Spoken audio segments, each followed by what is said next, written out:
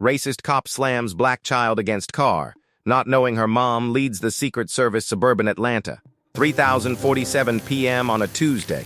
14-year-old Maya Johnson was walking home from debate practice, backpack on, headphones in, debating herself about college applications she wouldn't fill out for 3 more years, completely unaware that the next 17 minutes would prove, once again, that a black child in America can do everything right and still be seen as a threat. What Officer Derek Mitchell didn't know? The terrified girl he was about to slam against a patrol car was the daughter of the woman who literally protects the President of the United States. That ignorance, that assumption based on skin color and a neighborhood where Maya's family was one of 3 black households, would cost him everything. Let me paint you the picture of Maya. 14. Dark brown skin that glowed in the afternoon sun. Natural hair pulled into 2 puffs her grandmother called perfect. She wore her debate team jacket, the one with regional champion embroidered on the sleeve, over a Howard University t-shirt her mom bought her last year. "You're going there," her mama said. Legacy. Maya's great-grandfather graduated Howard in 1948. Her grandfather in 72. Her mother in 95. Maya would be 4th generation, if she survived to 18.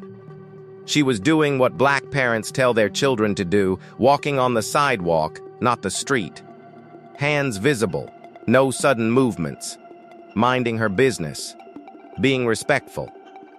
All the things from the talk, the one every black parent has with their kids about how to interact with police and maybe make it home alive. But here's what Maya didn't know. Officer Mitchell had gotten a call about a suspicious person in the neighborhood. The caller?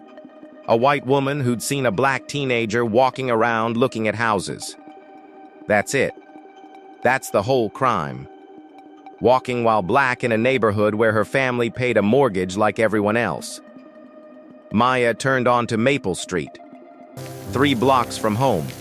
She could see her house, the one with her mom's prized rose garden out front, the American flag on the porch that her mother insisted on after 23 years of federal service. Almost there. Almost safe. That's when the patrol car pulled up. Fast. Aggressive. Tires squealing like she'd just robbed a bank instead of conjugating verbs in apt Spanish. Maya's stomach dropped. Not again. Please, not again. She'd been stopped twice this year already. Once for matching a description. Once because she was sitting in her own car outside her own house and a neighbor didn't recognize her. Both times, her mother had to be called. Both times, Maya code-switched so hard her throat hurt. Both times, she went to bed wondering what she'd done wrong for existing. Officer Mitchell stepped out, hand already on his weapon, not hovering. On it. Like Maya, all 97 pounds of her was a threat to his life. Stop right there. His voice was sharp, aggressive. The voice that doesn't ask, it commands. Maya stopped, froze actually. Hands came up automatically. Muscle memory from the talk. Keep your hands where they can see them. Don't reach for anything. Say yes, sir, and no, sir. Be polite. Survive. Take off your headphones. Now. She did, slowly, carefully, thinking about Tamir Rice. 12 years old, playing with a toy, dead. Thinking about Ayanna Jones, 7 years old, sleeping, dead. Thinking about every black child who did everything right and still didn't make it home. What are you doing in this neighborhood? The question hit different when you're black. Not do you live here, but what are you doing here? The automatic assumption that you don't belong. I live here, sir. Her voice was calm. Practiced. The voice her mama taught her. Not the voice she used with her friends. Code switching. Survival. Where? 1247 Maple Street. 3 blocks that way. She pointed with her eyes, not her hand. Hands stayed up. Always. If you're a black person watching this, you already know where this is going, don't you? How many times have you been stopped in your own neighborhood, questioned in your own space, told you don't belong in places you've earned the right to be? Drop a comment, but first you need to hear what this officer didn't know about who he was messing with. About the mother who'd taught Maya the talk. The same mother who'd taken an oath to take a bullet for the president. The same mother who was 3 minutes away and about to make this officer's career very, very short. Have you experienced this? The assumption. The profiling. The exhaustion of constantly proving you belong in your own neighborhood. Comment your story below. This is a safe space. We see you. Officer Mitchell's face twisted. That look. Black people know that look. Disbelief mixed with contempt. Let me see some ID. It's in my backpack, sir. Keep your hands where I can see them. Then, how do I? Maya's voice cracked. She was 14. 14. This wasn't supposed to be her life. Officer Mitchell stepped closer. Too close. Invading space in a way that felt like a warning, like a threat. Maya could smell his coffee breath, see the vein pulsing in his temple, read his nameplate. Mitchell. She'd remember that name. Don't get smart with me. You matching a description of someone breaking into cars. There it was. The description. The one that's always conveniently vague when it's about black people. Suspicious. Doesn't belong. Matches a description. Code for black in a space where white people feel entitled to question your existence. I haven't broken into any cars, sir. I'm coming from school. Debate practice. She gestured with her eyes to her jacket, the one with her name embroidered. Maya Johnson. Debate captain. State finalist. He didn't even look at it. Turn around. Hands on the car. Sir, I really don't think, I said turn around. His hand moved to his weapon, not drawing it. But the message was clear, comply or else. Maya turned.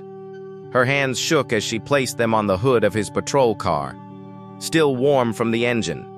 She felt the heat through her palms while her blood ran cold.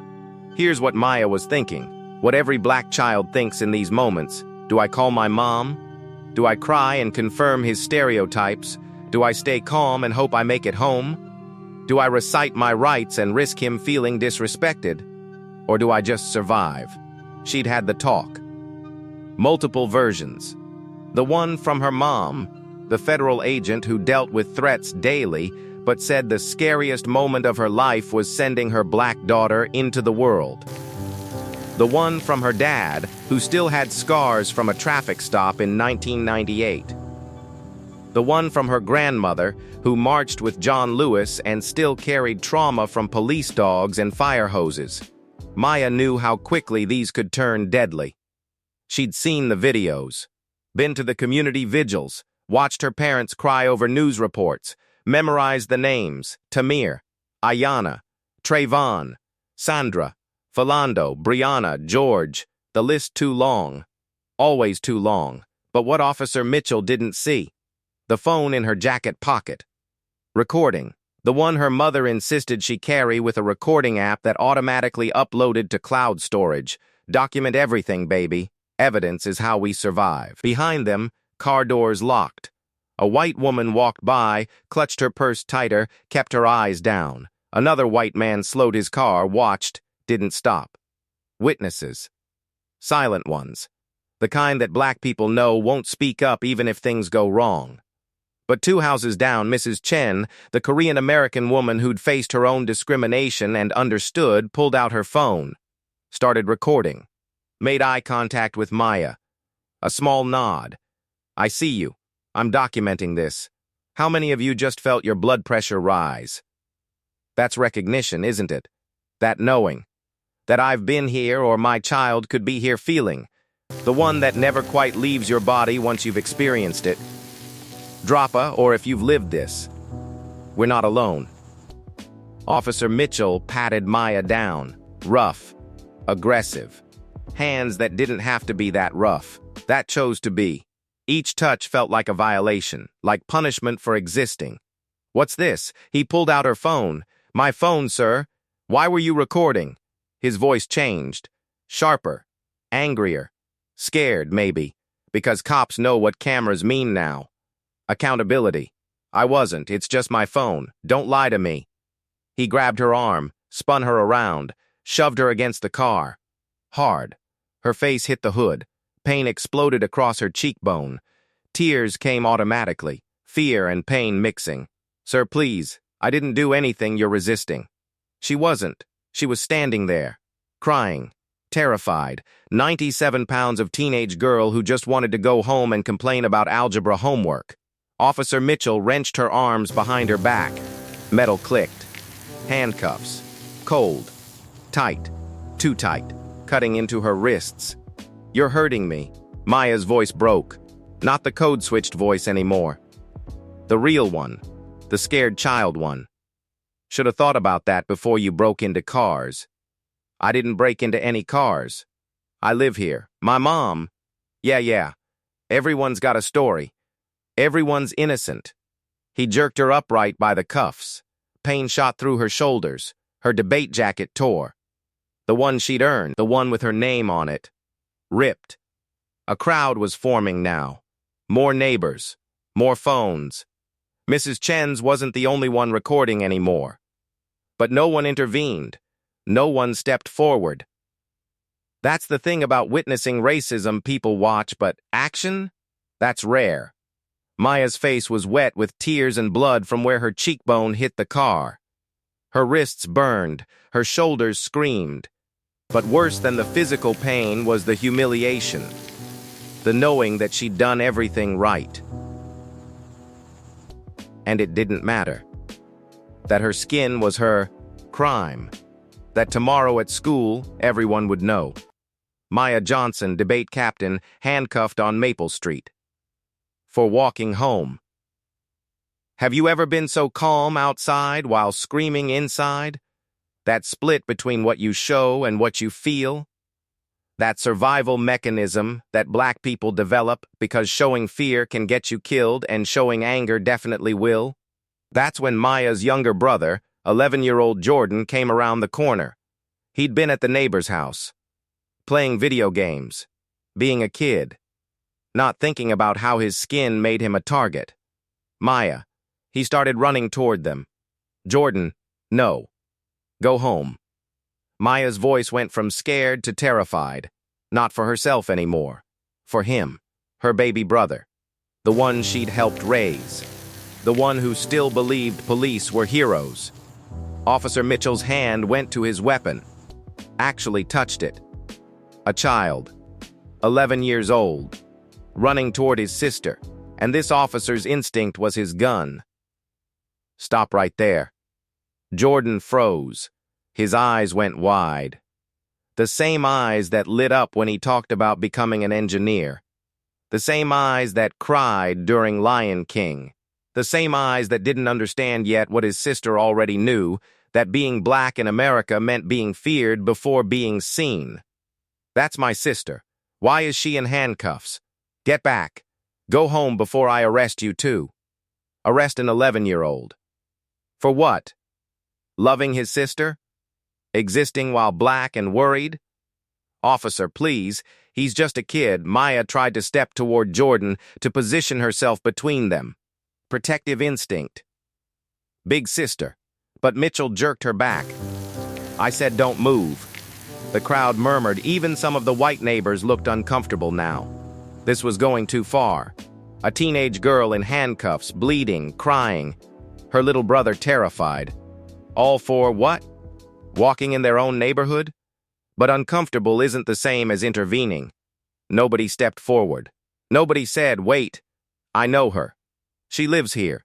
Nobody became an ally when it mattered. Except Mrs. Chen. She stepped closer, phone still recording. Officer, I've lived here for 12 years. That is Maya Johnson. She lives at 1247 Maple. Her mother is Director Simone Johnson. You need to let her go. Director. The word hung in the air. But Officer Mitchell was too deep in now. Too committed to being right. Too threatened by cameras and witnesses and the possibility that he'd made a mistake. Ma'am, step back, or you'll be charged with interfering with an arrest. An arrest? For what crime? What law did Maya break? What justification existed beyond black child in neighborhood equals suspicious. Can you see your mother, your sister, your brother in this? Yourself? That moment when you realize being right doesn't matter. Having a right to be somewhere doesn't matter. All that matters is power. And who's afraid of who? And who gets to go home? Hit like if these stories need to be told. Racism thrives in silence. These children deserve better. Officer Mitchell grabbed his radio. Dispatch, I've got a 1015, juvenile. Possible 1031, resisting arrest. Suspicious person. His words would go in a report. Permanent record. Follow Maya. Define her. Change her life. Maya's phone, the one still recording, still uploading, was visible in Mitchell's hand. He hadn't realized it was on. Hadn't realized that every word, every action was being documented. Sent to cloud storage under her mother's account. The account monitored 24/7 by federal security protocols. At that exact moment, 3 miles away in the Atlanta field office, Director Simone Johnson's phone vibrated. Security alert. Cloud upload from daughter's device. Automatic recording activated. Possible distress. Simone opened the notification. Saw the feed. Live stream from Maya's phone. Saw her daughter's face pressed against a patrol car. Blood on her cheek. Handcuffs cutting into her wrists. Officer's hand on his weapon near her son. Jordan. Her baby. Frozen in fear. Every mother's nightmare. But for a black mother, the nightmare you prepare for. The one you have the talk about. The one you pray never comes but no, probably will. The one that's killed too many children who looked like yours. Simone's 23 years of federal training kicked in. She didn't scream, didn't panic. She moved. Grabbed her badge, her weapon, her phone, radioed her team, code black. Officer involved incident, my children. En route, 3 minutes, code black. Not an official code. But her team knew. They'd invented it together. Black agents who'd all had the talk with their kids, who all carried the same fear, who'd promised each other, if it happens to one of ours, we all move. 6 federal vehicles mobilized, lights, no sirens. Fast, but controlled. Professional. Because Simone Johnson didn't just protect the president. She led the entire Secret Service detail. 23 years. Started as a field agent. Worked her way up through excellence. Despite barriers. Despite discrimination. Despite being told she didn't belong. She'd earned every promotion. Broken glass ceilings. Opened doors for others. And now, she was about to teach Officer Derek Mitchell what happens when you put your hands on the wrong child. Back on Maple Street, Maya's wrists were bleeding now, the cuffs too tight. Her voice hoarse from crying. Please, officer. Please just call my mom. Please. Save it. You're going in for processing. Processing. Fingerprints. Mugshot. System. At 14. For walking home. Jordan was crying now, too. Sitting on the curb where Mitchell had ordered him. Hands visible. Scared. Confused. Growing up faster than he should have to. The crowd was larger. More phones. More witnesses. But still, no one intervened. They'd talk about it later. Share the video. Call it terrible. But in the moment, silence. That's complicity. That's how racism persists. Good people watching. Doing nothing. When was the last time you had to prove you deserved to exist in a space? When was the last time you watched someone else have to prove it and said nothing?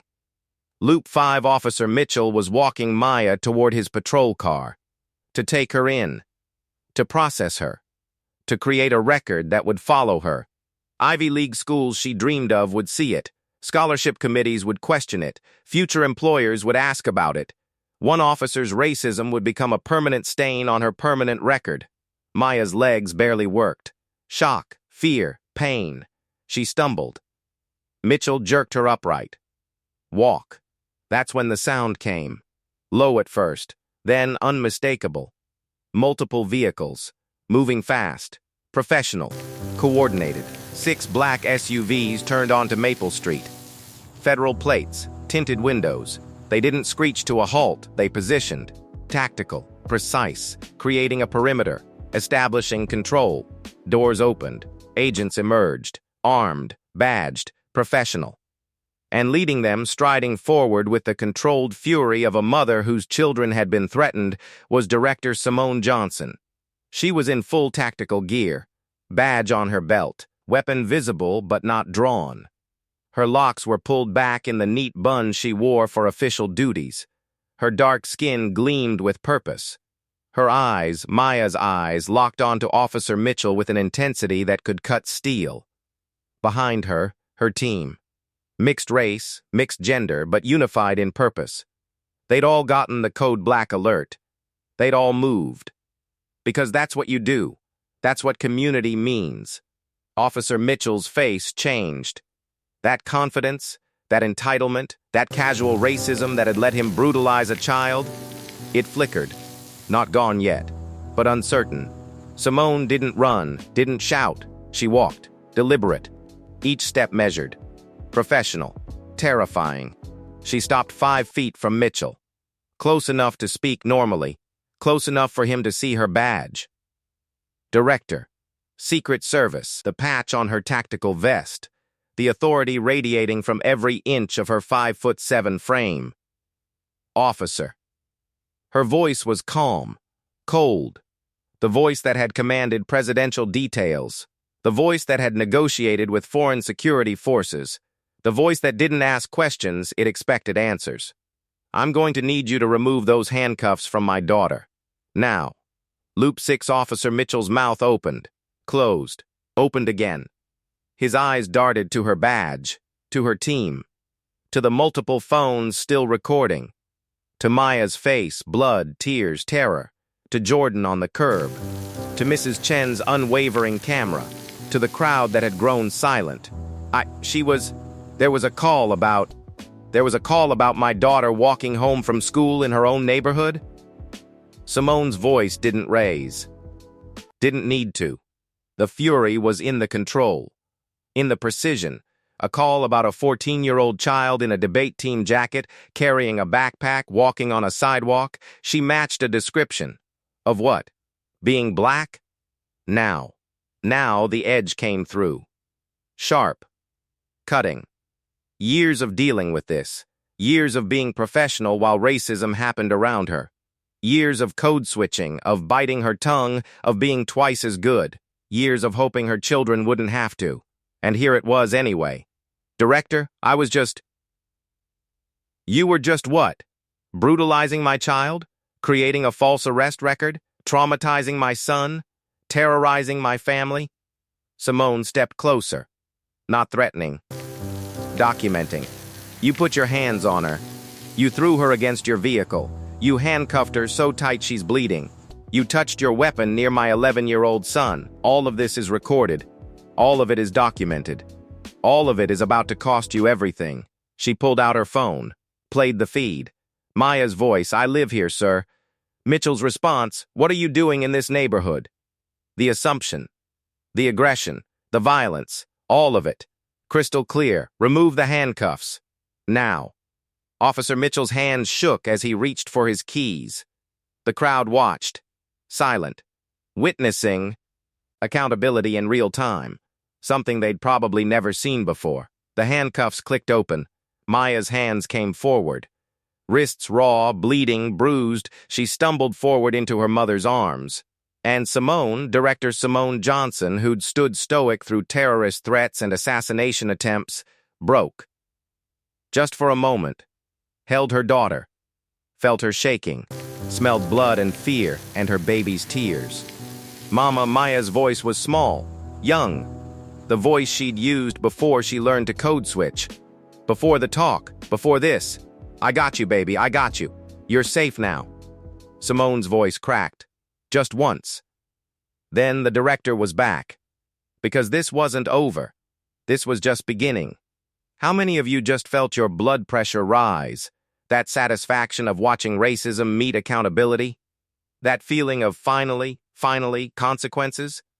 This is what justice looks like when black excellence meets racist assumptions. When power shifts. When the person who felt entitled learns a lesson they won't forget. Comment what you think happens next, because this officer's day is about to get so much worse. The reveal: Simone handed Maya to one of her agents, Special Agent Williams, a black woman who'd been mentored by Simone, who had her own daughter Maya's age. Williams wrapped a blanket around Maya, checked her injuries, whispered words of comfort, took Jordan's hand, got both children into a federal vehicle, safe, protected. Away from this. Then Simone turned back to Officer Mitchell. And now the full weight of who she was came down. My name is Director Simone Johnson. I lead the United States Secret Service. I've served this country for 23 years. Graduated top of my class from Howard University. Master's degree from Georgetown. Presidential Medal of Merit. 3 commendations for valor. I've protected 4 presidents. I've neutralized actual threats to national security. And everything you just did to my daughter? Recorded. Witnessed. About to cost you everything. She stepped closer. Let him see her credentials. Let him see the badge that represented authority he couldn't comprehend. Let him understand exactly how badly he'd miscalculated. Here's what's going to happen. My agency has already filed a federal complaint. Civil rights violation. Assault on a minor. False arrest. Excessive force. The footage from my daughter's phone, the one that auto-uploads to federal servers, is already being reviewed by DOJ. The footage from that camera, she gestured to Mrs. Chen, and that one, multiple phones, all evidence. Officer Mitchell's face had gone from red to white to gray. That confidence? That entitlement? That casual racism that had let him brutalize a child? Gone. Replaced with something black people rarely see in these situations, a racist realizing they destroyed their own life. Not fear of a black person. Fear of accountability. But that's not all, Simone continued. Her voice was steady, professional, devastating. My daughter was walking home in a neighborhood where my family has lived for 6 years. We've been stopped, questioned, or had police called on us 19 times. 19. I documented every one, sent complaints every time. Nothing happened. Because the system protects officers like you. The crowd murmured. 19 times. A black family. In their own neighborhood. 19 times. But this time, Simone's smile was cold. This time, you picked the wrong family. Because I don't just have resources, I have jurisdiction. Federal jurisdiction. And what you did today? That's not just local misconduct. That's a federal civil rights violation. That's deprivation of rights under color of law. That's assault. That's child abuse. That's everything I needed to bring the full weight of federal law enforcement down on your head. Behind her, her team stood ready. Silent. Professional. But you could see it in their eyes. The satisfaction. The finally someone's going to pay for this feeling. Because they'd all experienced it. They'd all had the talk with their kids. They'd all feared this call. In the crowd, black faces nodded. That's right. Tell him. White faces looked uncomfortable, some guilty, some still silent. A few finally found their voices. I didn't know she lived here. I should have said something. Too late. Complicity doesn't get undone after the fact. In seconds, power had shifted. The officer who'd felt entitled to brutalize a child, now surrounded by federal agents. The girl who'd been thrown against a car, now protected by the most elite security force in the nation. The mother who'd been dismissed 19 times, now the one with all the authority. Have you ever seen a racist face consequences in real time? How did it feel? This is what accountability looks like. This is what happens when racism picks the wrong target. If you're feeling that satisfaction, that finally, consequences, hit that like button. Share this. Let the world see racism has a price tag. Immediate consequences. The Atlanta Police Department's Internal Affairs Office received a call from the Secret Service before Officer Mitchell even left Maple Street. By the time he returned to the station, he was suspended, badge and weapons surrendered. Pending investigation. Within 24 hours, fired. No severance, no recommendation, no second chances. The footage went viral. 6 million views in the first day, 40 million by the end of the week. Hashtag Officer Mitchell trended nationally. News outlets picked it up. Local, national, international. Secret Service director's daughter brutalized by police made headlines everywhere. Protesters gathered at the Atlanta Police Department. Not violent, not destructive, just present, with signs, with Maya's name, with demands for accountability. The police union issued a statement defending Mitchell, called it standard procedure. That lasted 12 hours before public backlash forced a retraction. Before even the union had to admit there was no justifying this. But Simone Johnson wasn't done, not even close.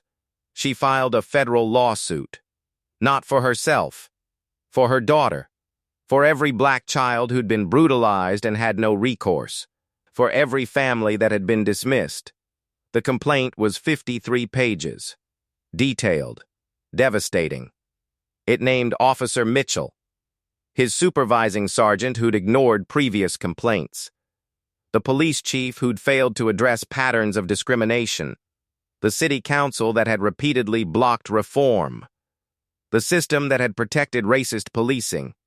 It requested damages, specific amounts for specific harms, $5 million for Maya's pain and suffering, $2 million for Jordan's trauma, $10 million in punitive damages, $25 million for systemic reform and oversight plus legal fees. The legal team Simone assembled?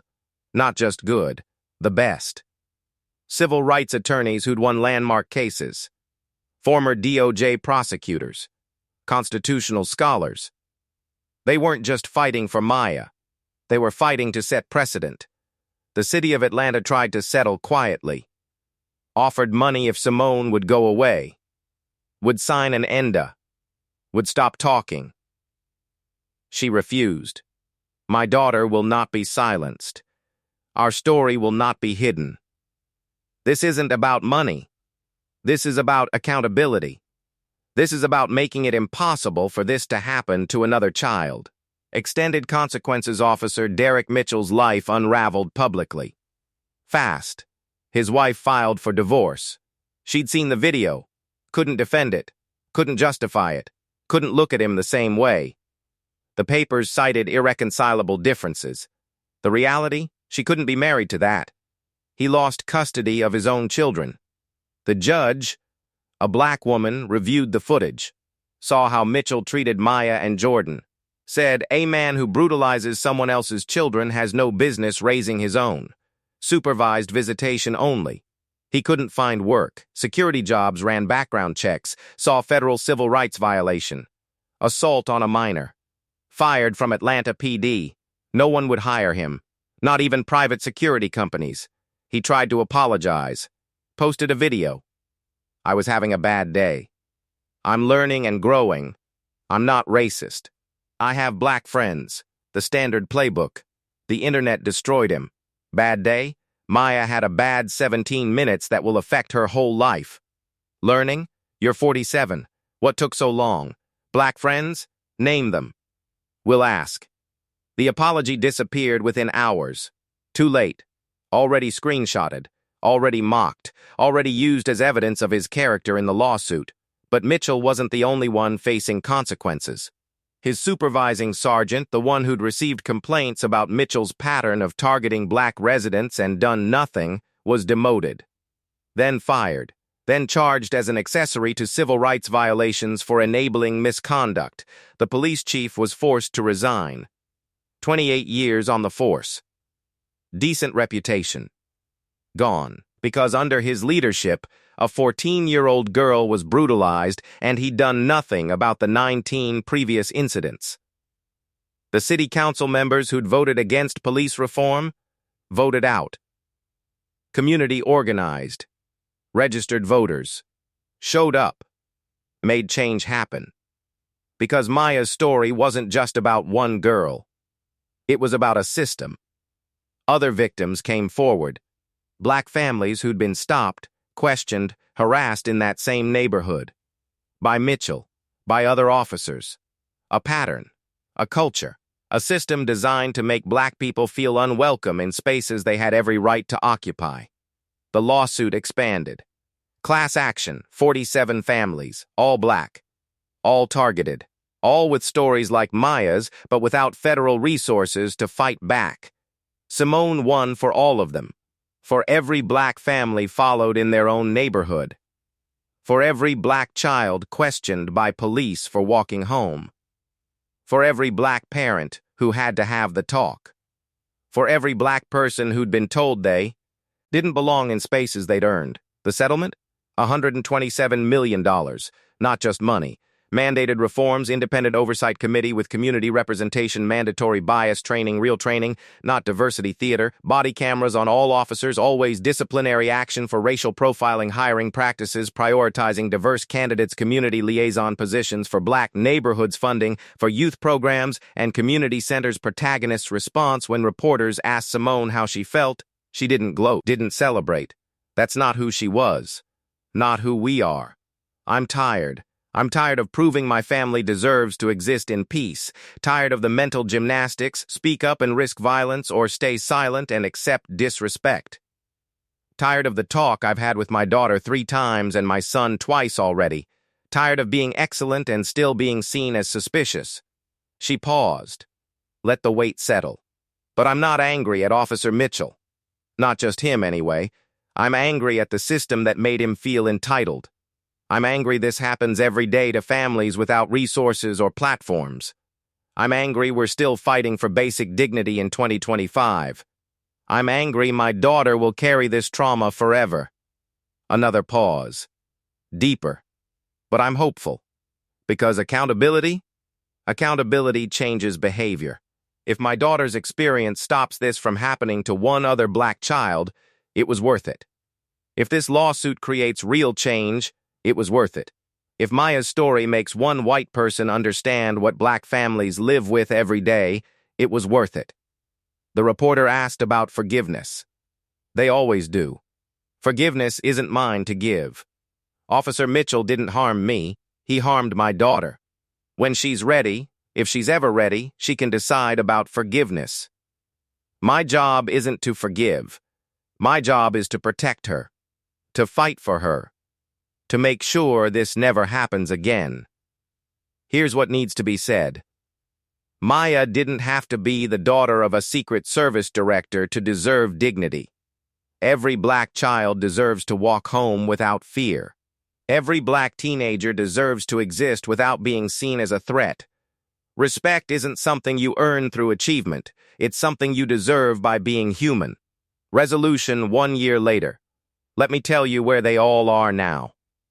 Maya Johnson, 15 now. Still debate team captain. Still bound for Howard, but different. Quieter sometimes.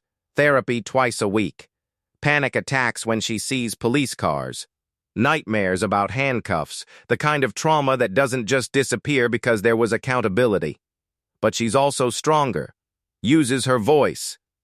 Speaks at community events. Shares her story. Started a youth organization called Walking While Black that teaches kids their rights and documents police interactions. Turned her pain into purpose, like her mama taught her. She gave a TED Talk. It went viral. I did everything right. I was polite. I was respectful. I kept my hands visible. I said yes, sir. I code switched. And I still ended up bleeding on a police car. So let's stop telling black children the problem is their behavior. The problem is racism. Period. Jordan Johnson, 12 now. More serious than 11-year-olds should be. Doesn't want to be an engineer anymore. Wants to be a civil rights attorney. Wants to fight. Simone's trying to help him heal while honoring his anger. That's the balance, letting black children be children while preparing them for a world that sees them as threats. Director Simone Johnson still leading the Secret Service, but also leading reform. Established a task force on police interactions with black families, lobbying for federal legislation, using her platform, her authority, her voice.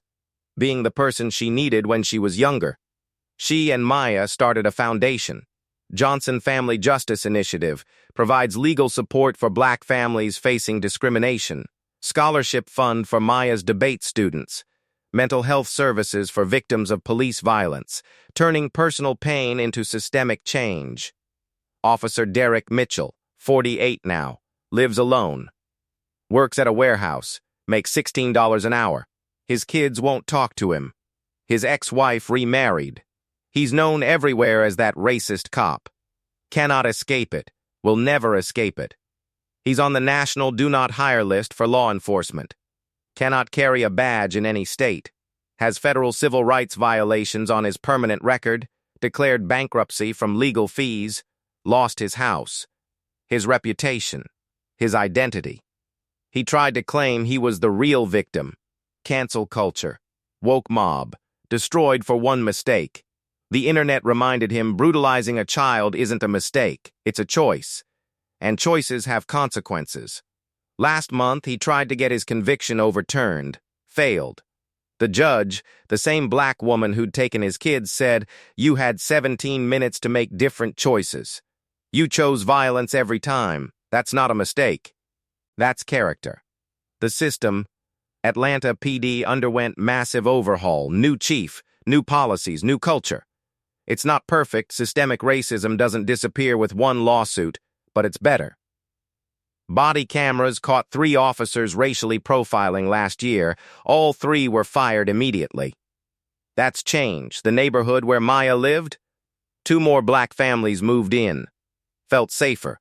Knew there was accountability now. Knew the Johnsons had fought for them too. Do you think the punishment fit the crime? Or should there have been more? What would you have done? Let's discuss in comments respectfully. Because this isn't theoretical. This happens. Every day. To Black families who don't have federal resources to fight back. These stories matter because they're real. They happen every day to Black people in America. Subscribe so you never miss a story. Hit the bell. Join a community that refuses to let racism go unchecked. We're building accountability. Closing, here's what I want you to remember. Racism isn't just burning crosses and white hoods. It's the assumption that a Black teenager doesn't belong in her own neighborhood. It's the extra scrutiny. It's the hand on the weapon when there's no threat. It's the microaggressions that pile up until you can't breathe. It's the system that protects officers who brutalize children. For Black people watching, I see you.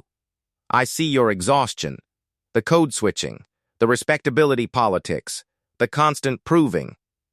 I see the fear you carry when your children leave the house. I see the talk you've had or will have. I see the trauma you carry from just existing. You deserve better. Your children deserve better. You deserve to exist without justifying your existence. For everyone else, don't be Officer Mitchell. Don't enable him. Don't be the silent witness who recorded but didn't intervene. Don't be the neighbor who called police on a child walking home. Don't be the system that protects racism. Be better. Speak up. Intervene. Disrupt. Because silence is complicity. And for the white people who just learned something, good. That discomfort you're feeling, that's awareness. Don't run from it. Sit with it. Let it change you. Then use your voice, your privilege, your power to make sure this doesn't happen to another Maya. Because underestimating Black people, that's a mistake you can't afford to make. Brutalizing Black children, that's a crime that should cost everything. And in Maya's case, it did. Next week, racist Karen calls cops on Black doctor at hospital not knowing he's the chief of surgery who'll decide her father's care. You won't believe how karma comes around. Hit subscribe. Turn on notifications. These stories need to be told. Justice demands witnesses. Until then, respect costs nothing. Dignity isn't negotiable. And racism? In 2025, it comes with receipts and consequences. Peace.